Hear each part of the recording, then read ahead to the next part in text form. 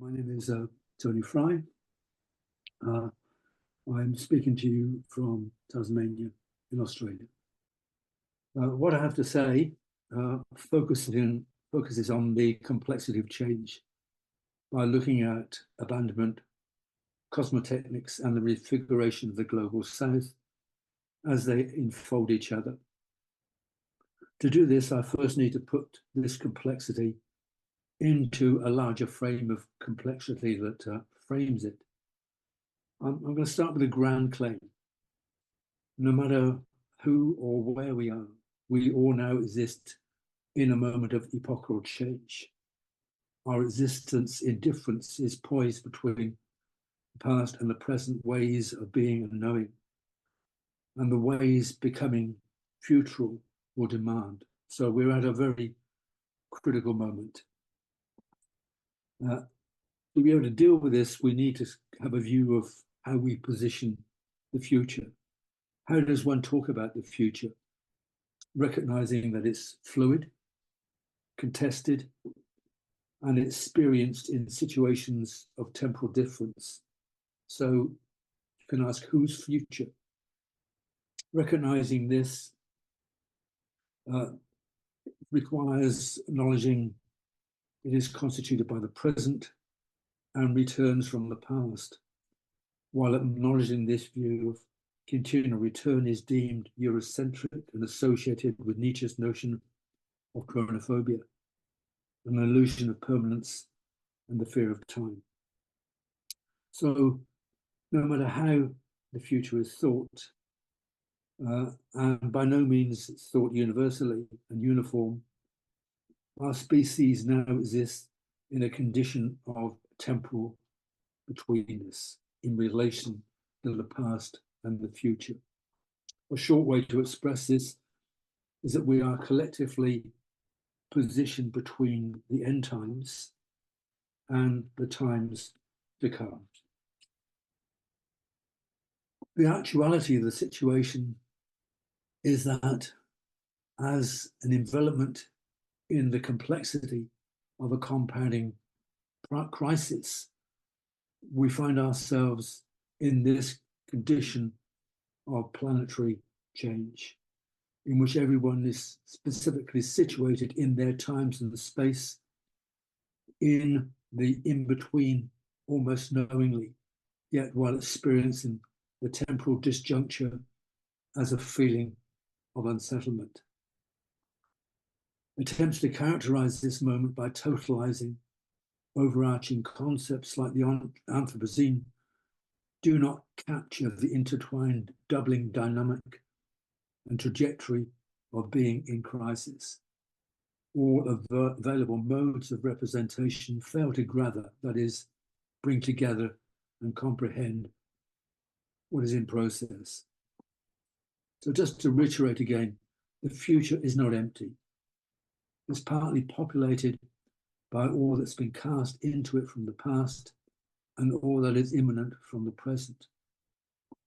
Induced climate change not only graphically makes this point materially and grounds chronophatic fear, but also opens to a continually expanding relational condition of causality evoked by climate change, which is one causal generative force of the complexity in which we are immersed.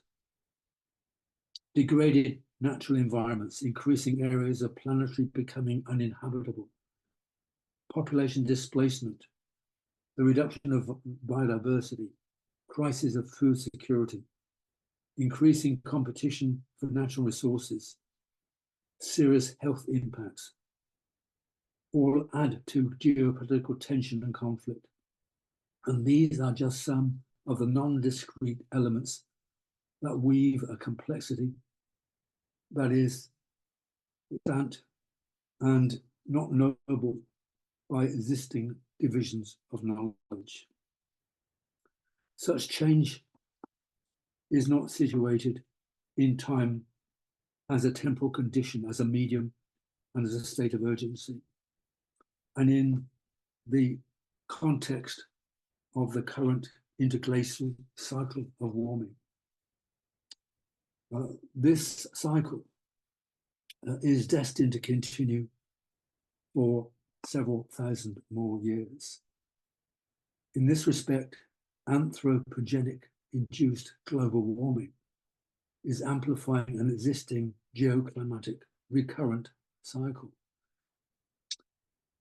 If designated as a problem, it is one for which there is no solution, although mitigation and adaptation responses are essential. It is not possible to fully recognize the complexity of this complexity, or the relational configurations of the ontic totality of which the sum of our species agency and its creations are a part. Yet this tumultuous, unsettling transition that we find ourselves in is our location in time. In recursivity and contingency, Yohei writes of being preserved as a dynamic structure whose operation is open to the incoming of contingency, namely becoming.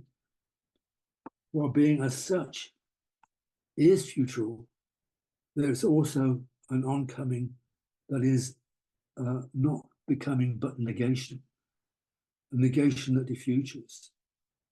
The recursive relation between creation and destruction, that is life, is increasingly unstable.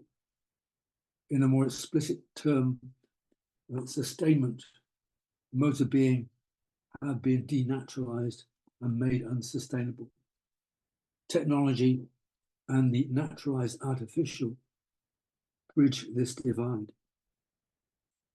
Rather than further abstractly addressing this complexity, I want to ground it in a set of fragmented relations that themselves are complex and suggest elements for an unfolding future that invites consideration. So I'm going to talk about being now, partly in the kind of context of being as feeling helpless.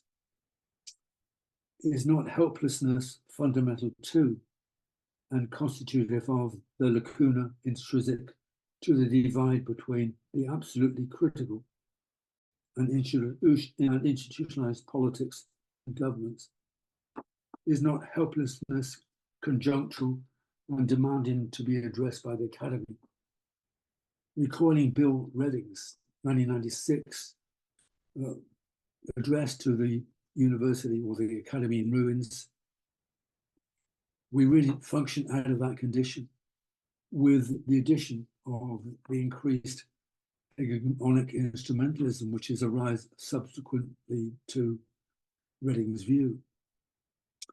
So this is the background I'm working from. And I want to come at it really from a series of considerations that are actually emergent fusions of the actual and the speculative. There are 5. The first, consider the World Climate Portal, which is a conservative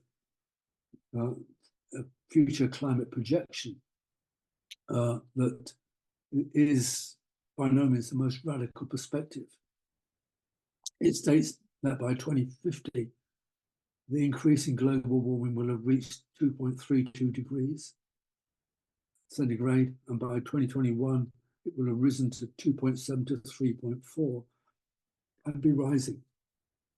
Some of the global climate models go out to 2300. They all show an increase in warming. That is as far as the projection goes.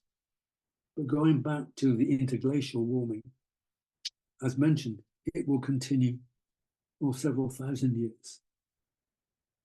So effectively, what's happening is global warming is simply amplifying an existing condition. What this begs, and why I mention it, is where do we start to try to think in time in relation to this problem? The next consideration, the IPCC International Panel on Climate Change has indicated it's possible that 1 million people will be displaced by 2050.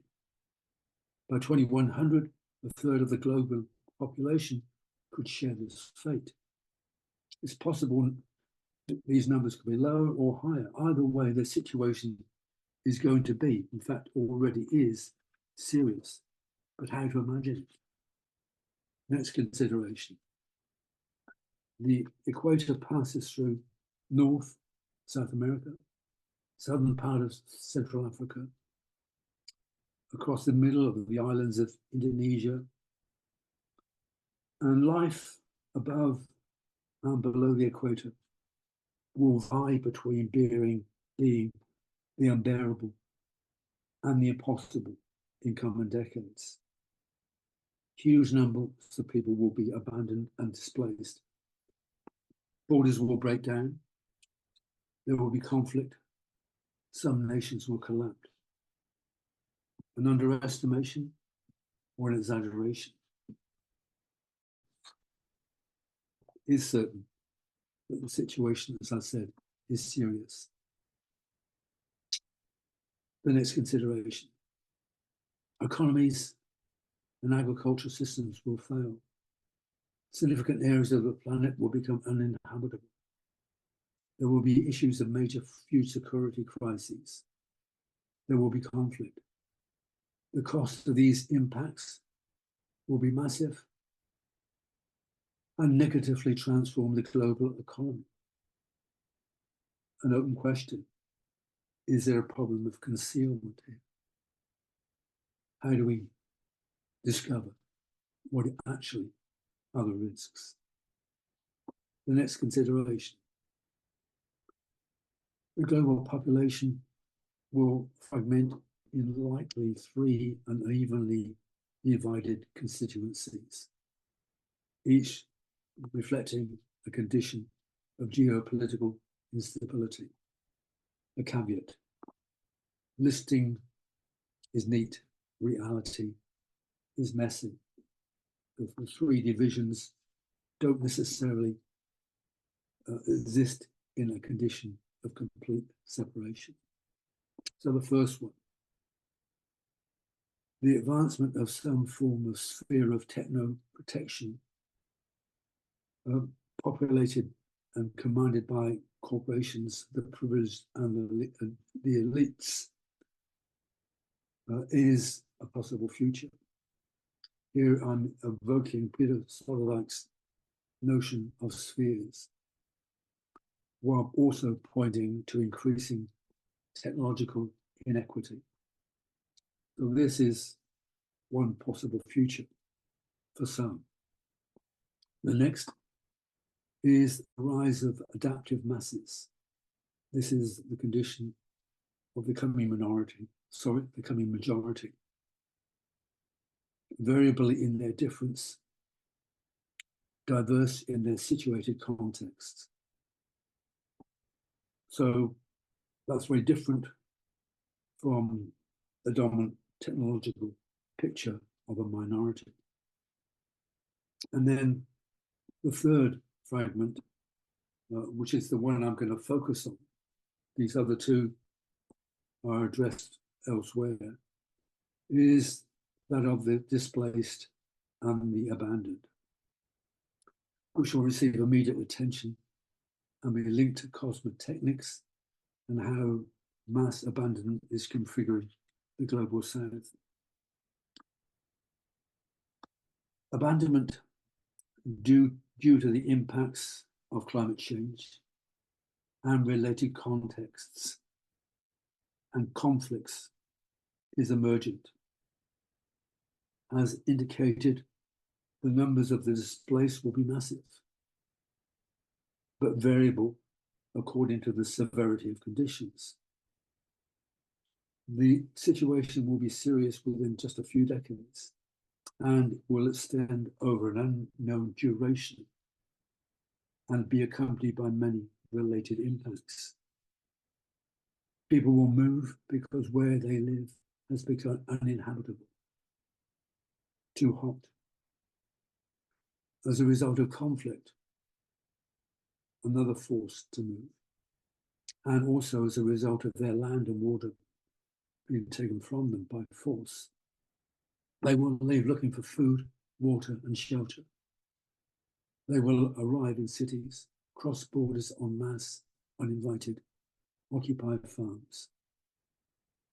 Their presence will replicate conflict of ancient times, in that the history of war began with a conflict between the nomadic and the settled. That is going to be part of our future.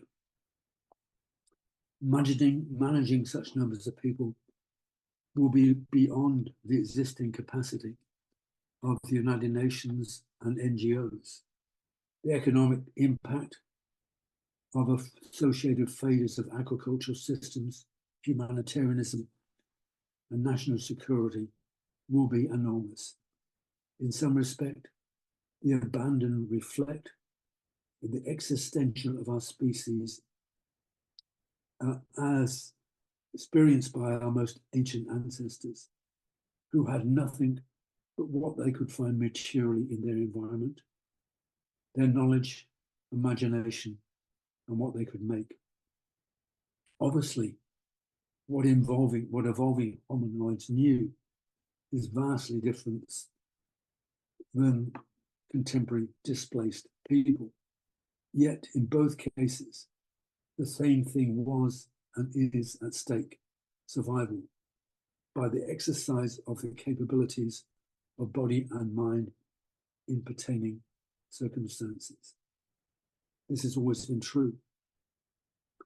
I remember meeting an old lady in a cardboard box she was living in Sao Paulo, in Brazil. All she had was what she found on the street. But she made a world for herself with tin cans, found plastic cutlery, a carpet of rags, and pictures torn from a magazine pinned on the walls of her box.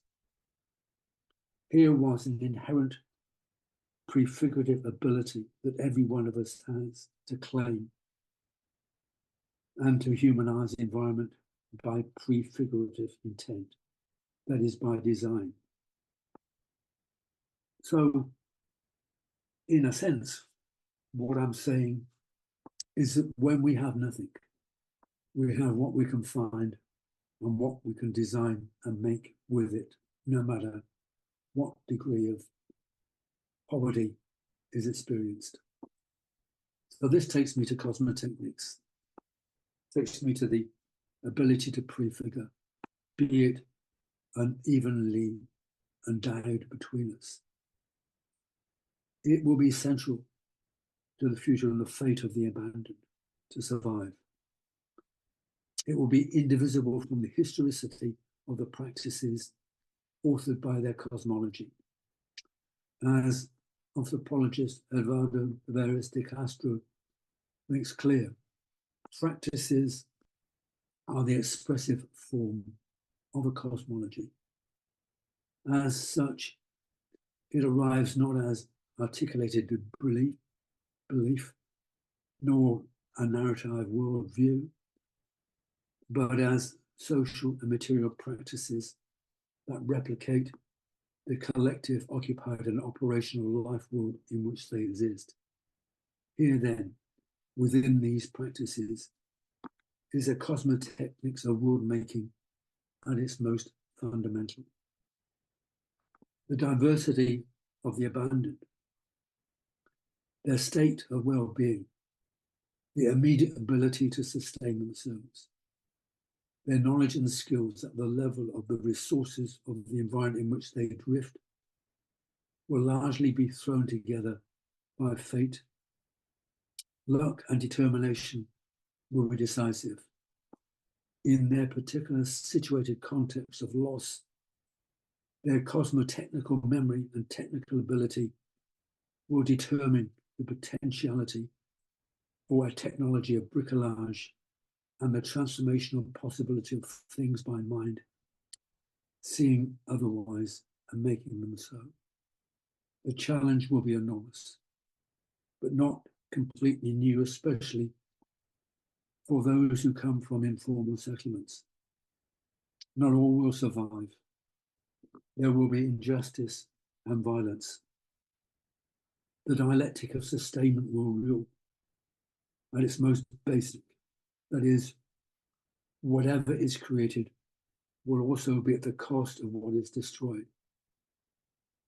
Here is the essence of unthinking at the core of unsustainable action, the forgetting of destruction that comes to define the universal cosmology of Anthropos, the imposed human that has understood colonialism, and the negation of the cosmology of indigenous others, as it defined their being indifference as that to be erased.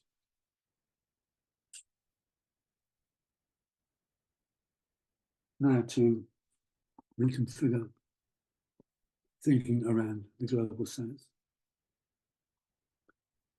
As the north and the south transgress and enfold each other, it is impossible to know in any detail what the consequences of the global presence of the abandoned will actually be in its sudden and normal formation, a dynamic of migration as it gains pace.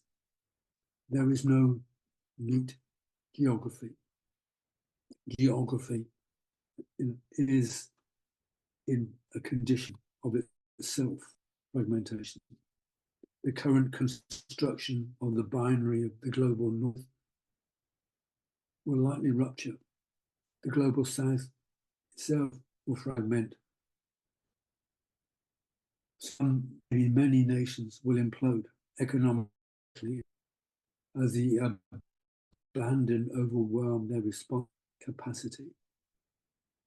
The already post-geographic relation of the north within the south and the south within the north will grow. As populations redistribute, there will be a dramatic increase in this division. The change which is underway, the continuous compounding of problems, the negating of futures, the complexity in which the disorders implicated and forms, and the extent of the uncertainty that unsettles cannot be fully grasped, that is, understood and held. The reductive sensibility remains widely held and still deems what is critical as a problem for which a solution must be sought.